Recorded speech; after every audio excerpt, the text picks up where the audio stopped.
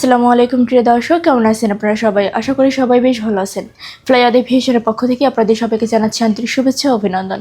আজকে আমরা কথা বলবো কম্বোডিয়ার মোস্ট ইম্পর্টেন্ট কিছু ইনফরমেশন নিয়ে।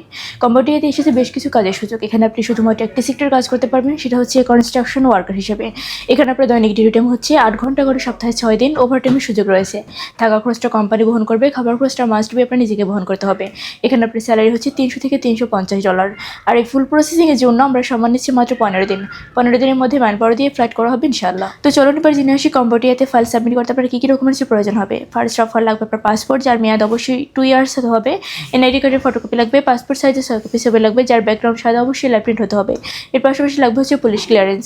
তো এই সামান্য কিছু ডকুমেন্টস হলে কিন্তু আপনি ফাইলটি সাবমিট করতে পারছেন আমাদের ফ্লাই এভিয়েশন অফিসে।